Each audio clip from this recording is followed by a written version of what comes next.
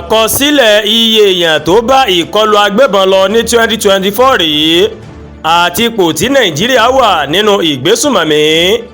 ẹ̀ka tó ń ṣe òdiwọ̀n ìwà ìgbésùnmọ̀mí àti àìbalẹ̀ ọkàn lágbàáyé o Global Terrorism Index ó ti pín Nàìjíríà sí ipò kẹfà nínú àwọn orílẹ̀-èdè tí ìgbésùnmọ̀mí tó ti gbilẹ̀ jùlọ láyé o.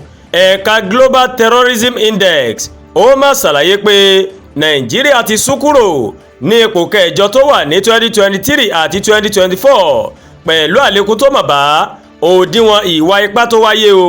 ó ti gòkè di 7.658 báyìí gẹ́gẹ́ bí àbájáde wọn tí wọ́n fi síta ní ọjọ́ karùn-ún oṣù kẹta ọdún 2025 bó ṣe wí. orílẹ̀-èdè Burkina Faso òun ló léwájú o nínú àwọn ìlú tí àìbalẹ̀ ọkàn tó pọ̀ sí 8.581 ní òǹkà tiwọn o. orílẹ̀-èdè Pakistan òun ló sì kejì, àwọn gba 8.374 nínú àwọn orílẹ̀-èdè agbésùmọ̀mí. Syria òun ló sì kẹta o pẹ̀lú òǹkà 8.006. Mali ó wà ní ipò kẹrin pẹ̀lú òǹkà 7.907. Niger ó wà ní ipò karùn-ún, òǹkà tí wọ́n jẹ́ 7.776. Nàìjíríà wà ní ipò kẹfà pẹ̀lú òǹkà 7.658. àwọn ìyókù ní Somalia, Israel, Afghanistan, Cameroon, Myanmar, DR Congo, Iraq, India, Colombia àti Russia láti ipò keje dé ìkẹrìndínlógún.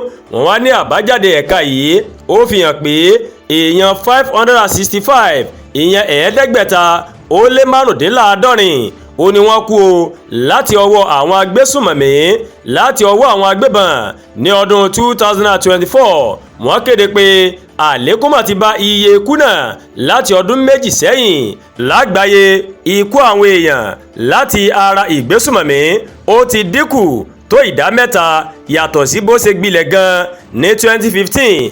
orílẹ̀-èdè Iraq àti Nàìjíríà wọ́n sì ní àdínkù ti dé bá ikú náà jù.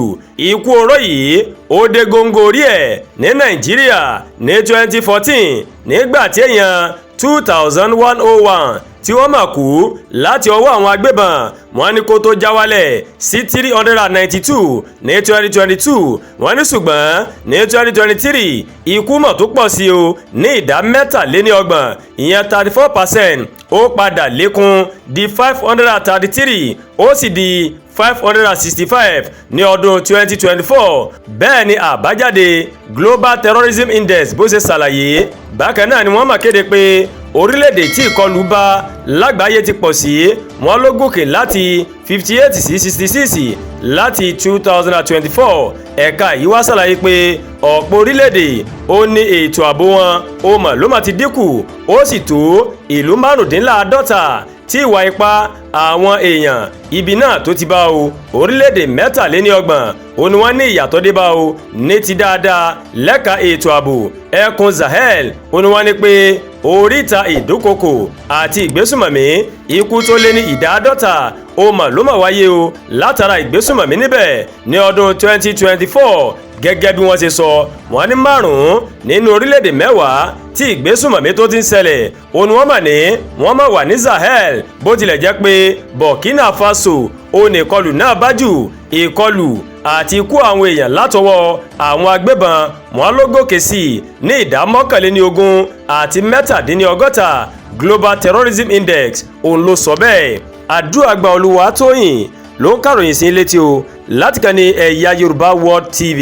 bẹ́ẹ̀ ṣe ń wò wá ẹ bá wa like, ẹ dẹ̀ máa share, ẹ má wá gbàgbé láti bá wa subscribe sórí YouTube channel wa o kẹ́ wá bá wa tẹ notification bell láti lè máa ráwọn ètò alọ́kùnjọ̀kan tó bá ti ń gorí ìkànnì yìí. ẹ ṣé ó pọ̀ o àkùṣẹ́ látàárọ̀ Elédùà yóò dé gbìyànjú aládé o.